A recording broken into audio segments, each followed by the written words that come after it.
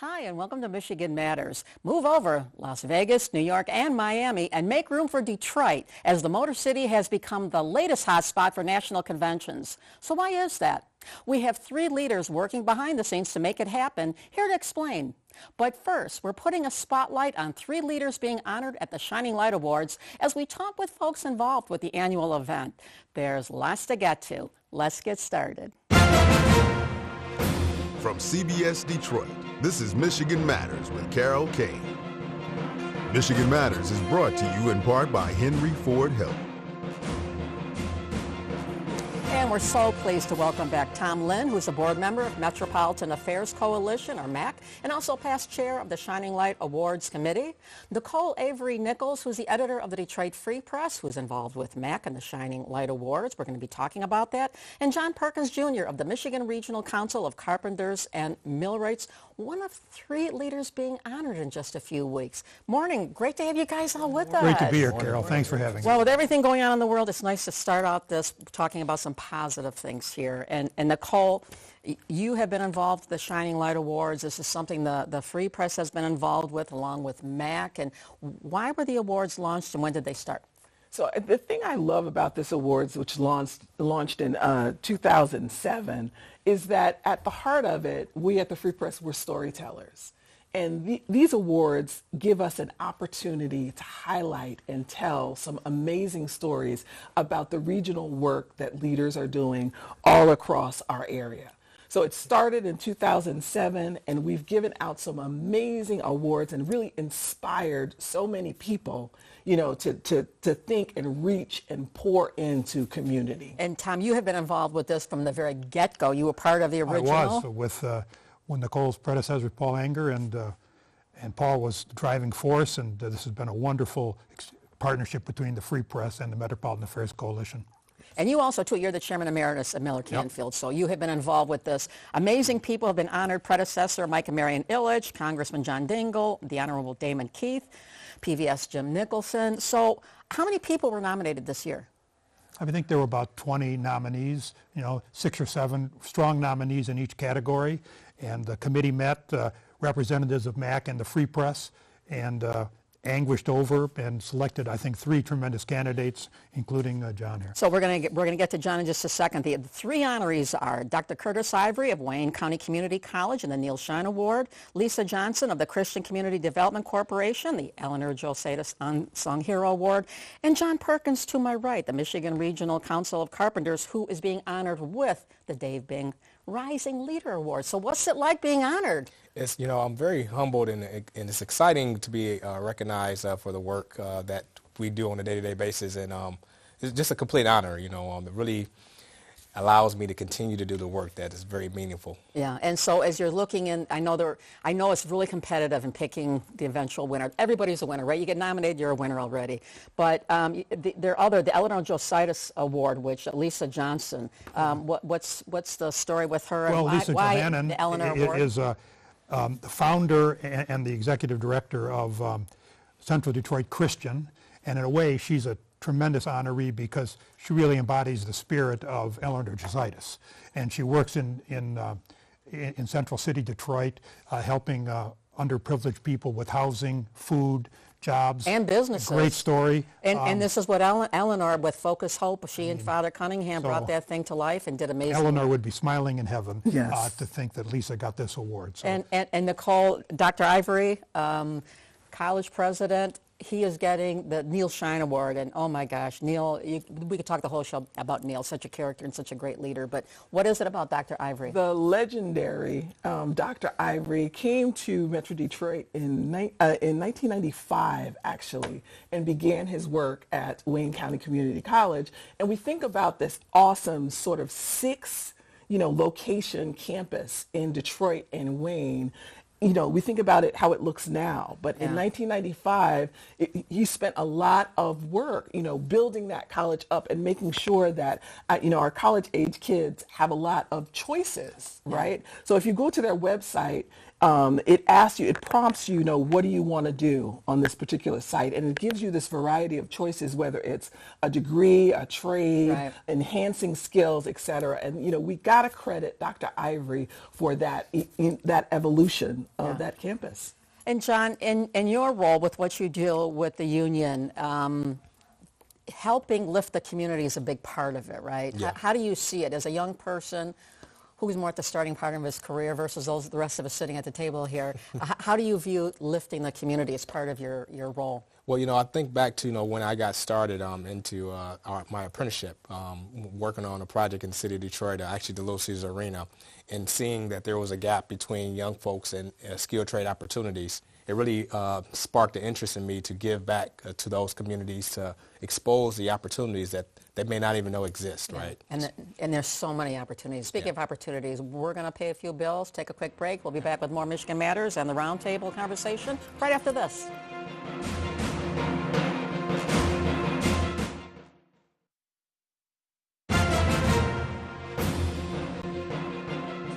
And welcome back to Michigan Matters. We're talking with Tom Lynn, Nicole Avery Nichols, and John Perkins Jr. as we celebrate community leaders who are being given the Shining Light Awards coming up on October 7th down at Ford Field. And before we went to break, you were talking about community. I wanted to hear a little bit more about what you were getting with the point of community and with Wayne Community College, and explain a little bit. Yeah, just trying to make sure that there's a pipeline for community members that may not know that these opportunities exist, right? That's really what sparked my interest in the work that I do. And when you think about Wayne County Community College, the tie between that and what we do is their pre-apprentice programs for carpenters. Right. Well, and in terms of these awards, too, I mean, the actual event itself down at Ford Field, this is a great event. I mean, I have to tell you, I'm one of the co-MCs along with Arup Raj, Fox 2. It is a great event. You get hundreds and hundreds of people there. It's great networking, right? Great. It's a great networking. And if people attend, they should go early because you take advantage of the networking time. Yeah, there's lots of folks that you would know who are going to be there.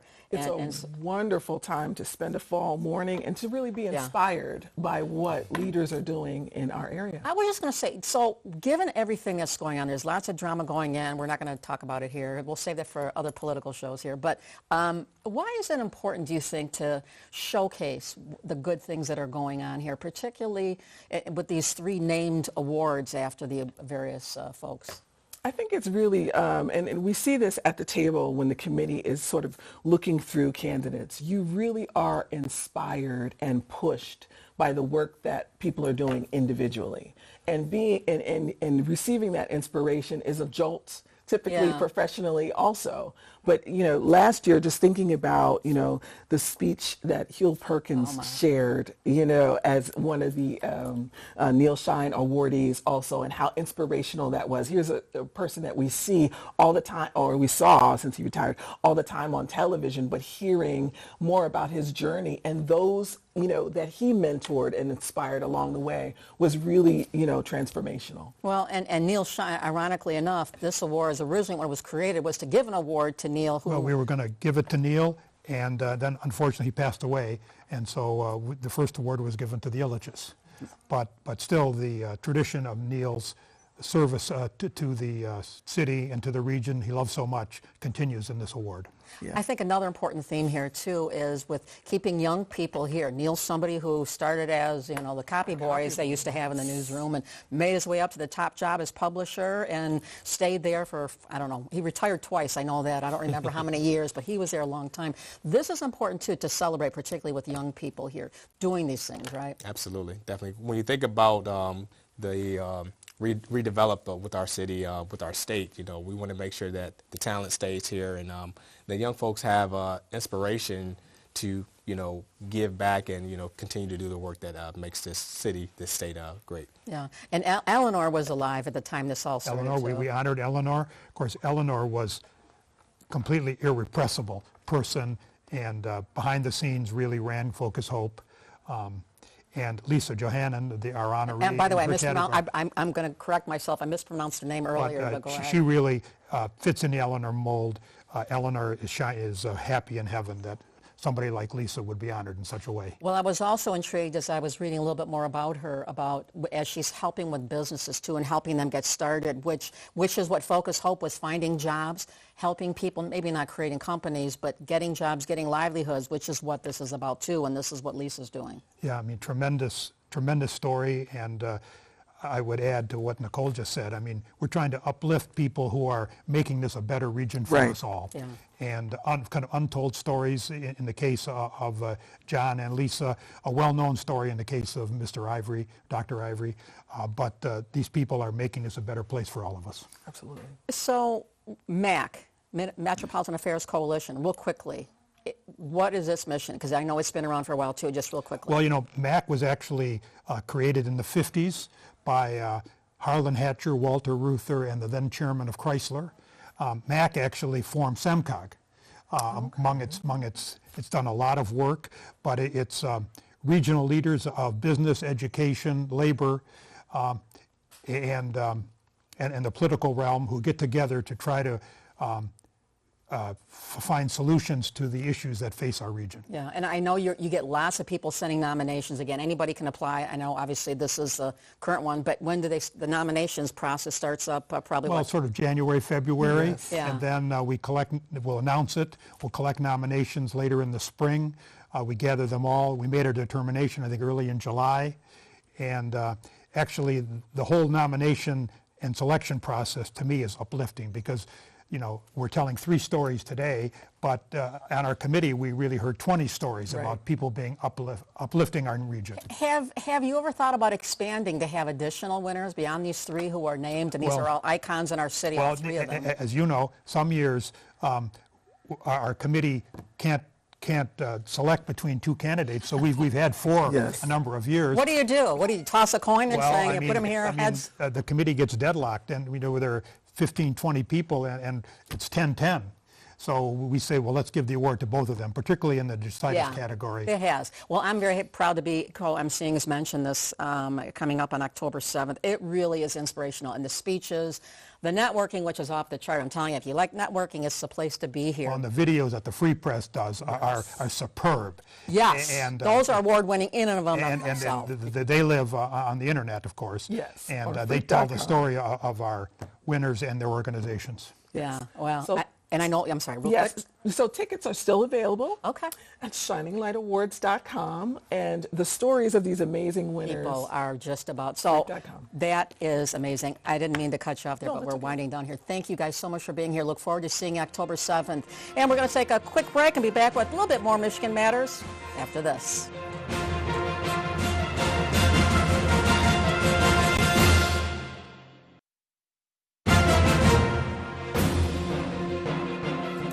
And welcome back to the show. We're now joined by Claude Molinari, President CEO of Visit Detroit, Bob Pliska, who's the President of Sperry Property Investments Counselors, and Eric Larson, President of Downtown Detroit Partnership. It's so great to have you gentlemen with me this morning.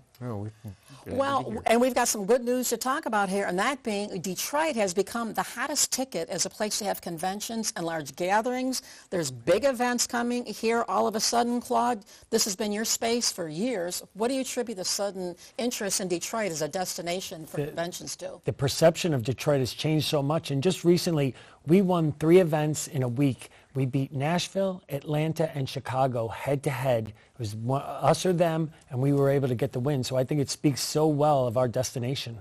Well, and Bob, you have been working for years. You're part of the Counselors of Real Estate, which is a big national group, and they have had for 75 years gatherings. Never had one in Detroit. You have been working tirelessly to bring it here. You finally did it. It will be here September 28th to 30th.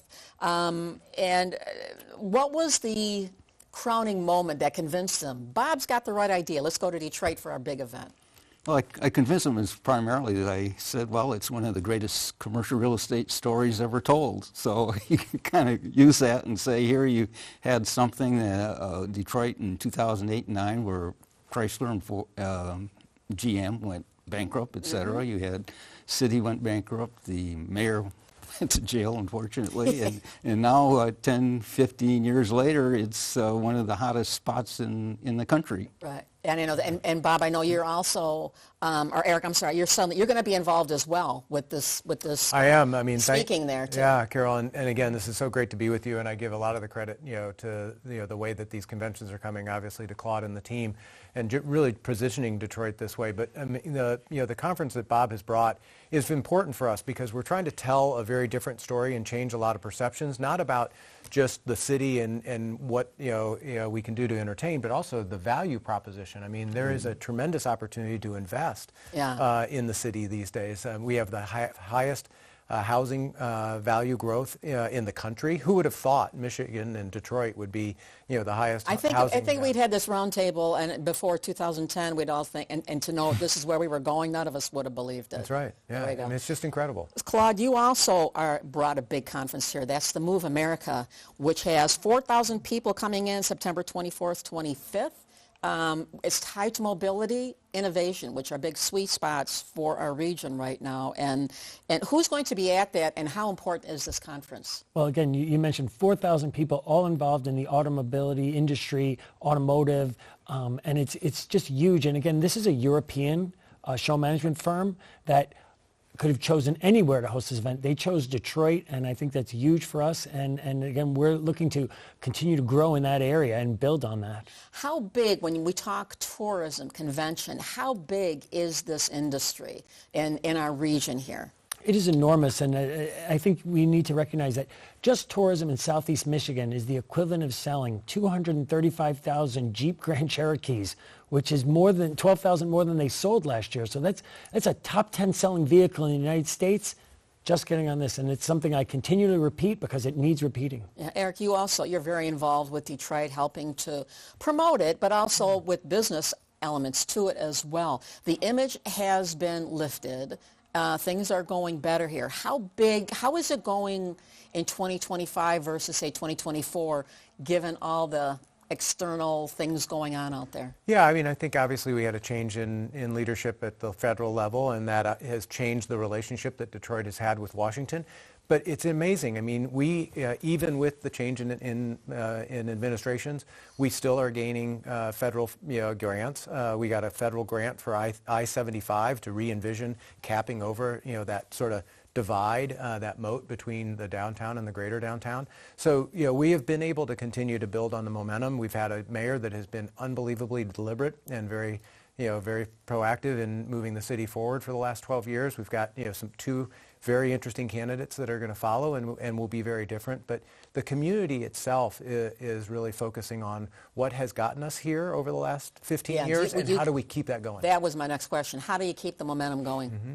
I mean, you keep the momentum going by continuing to double down on those things that have been successful. I mean, obviously the convention business and the sports and entertainment that has been driven to the city on an annual basis is key, but also really thinking about how do we continue to replicate some of the things that have happened in the downtown into a lot of the other neighborhoods throughout the city. So. And Bob, with your convention, people coming in here, obviously you have meetings, there's a lot of networking, you listen to each other, it's like a learning thing on both sides. When it comes to things they want to go out when they come here to go see, as tourists, if you will, what do they want to see when they come here? Well, they want to see the transformation that has occurred and why has it occurred, and try to determine that. It's a win-win for both sides in the sense that we come and look. We have these thought leaders across the world that come in, look at how we've done it here in Detroit, take those ideas back to where they come from. In addition, we provide Detroit with some ideas that they bring to us. So there's going to be a two-way street here where it's helpful to both sides. Okay, hold that thought a second here. We're going to take a quick break, and you know what? We're going to be right back after this. Keep it right here.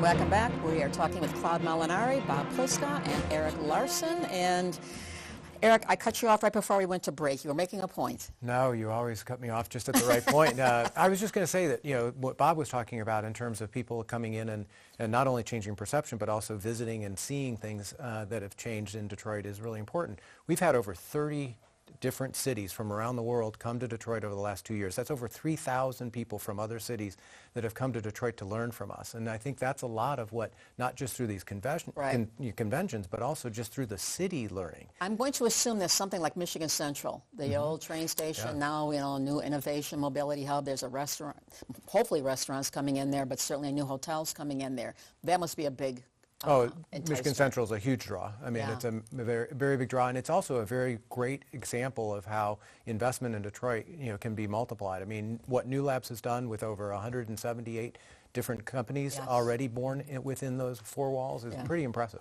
And so how do you see that? It used to be emblematic of what was wrong with Detroit, this broken down old building that was obsolete before it was even completed, and now it is this beautiful golden hued building that you drive past, you're like, well, look at that beautiful thing. And it's the epicenter of automobility, autonomous vehicles, and electrification.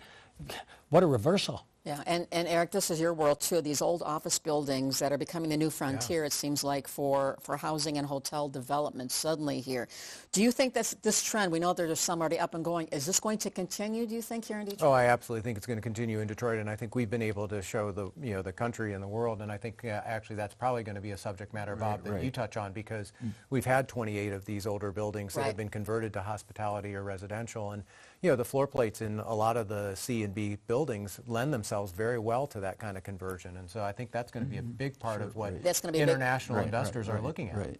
Well, and I'm assuming that's why they decided to come in now, too. There's been so many stories. The New York Times, Forbes, I mean, Leisure and Travel, everybody and their brothers got articles about Detroit, the new hot place to visit or whatever here. I'm assuming that helped you, too, right? Yeah, it's the old live, work, play. And, you know, downtown Detroit has created such a great live, work, play scenario in the sense of the 4 sports teams and the theater district, in addition to all the other things that have happened, and even Eric with the Campus Marshes winning 3 years in a row the award. So public square in the country. We got a lot of good stuff going on here. And speaking of good stuff and a little bit bittersweet stuff, we had the passing of Ed Deem, longtime community champion. Took place here recently. He loved Detroit. It was part of his DNA, and I know you all knew him, and Bob, you particularly had worked with him as well. Your quick thoughts about Ed? Ed was, you know, one of the nicest guys. He's definitely involved in the fruit and the market business, and Eastern Market was, you know, kind of a key area, which is another turnaround area of the city. People like him helped get it to this point. Right. So it's sad thing that Ed has passed. Yeah, and I mean, Carol, Ed is one of those, you know, many that, you know, came before us that were standing on their broad shoulders, and if it weren't for his kind of leadership and his definite passion for the city and for the community, we wouldn't be where it is. It's a huge loss for the city, but it's already been. Just a champion for Detroit and Southeast Michigan, and again, as Eric says, we're privileged that came before us. Yeah, well, and I know that he loved Michigan State. He played in the band. He was so proud of that. He wrote a book about it with his isms of things he liked to do, and he was so involved with Metro Youth Day, which was probably his defining calling card of back in the day with Coleman Young. They started this thing to help get kids things to do and keep busy during the summer months. So there's just so many champions whose shoulders this momentum now today is on here. So I know we're going to miss him, and I know we're sending our love and support and prayers to his many friends and family out there.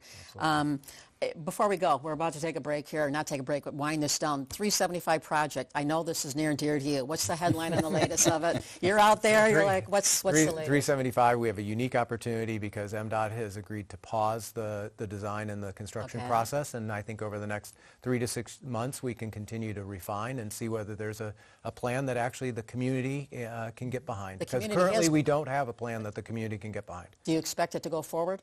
I would hope it would go forward. I don't think Michigan, much less the city, can afford to give back $105 million of federal funding. And that's not a reason to do a bad project, but it's a reason for us to really focus on how we can move this forward. That's a lot of money here. Yep. Oh, well. Well, I want to thank you guys so much for being here. Enjoyed it. We'll look forward. Let's regroup again later when there's more conventions to talk about here and things going on in the Motor City. So many good things here. Really appreciate it. Thank you for having me. And thanks to you at home for tuning in. Enjoy the rest of your day, and we'll see you again next Sunday for a little bit more Michigan Matters.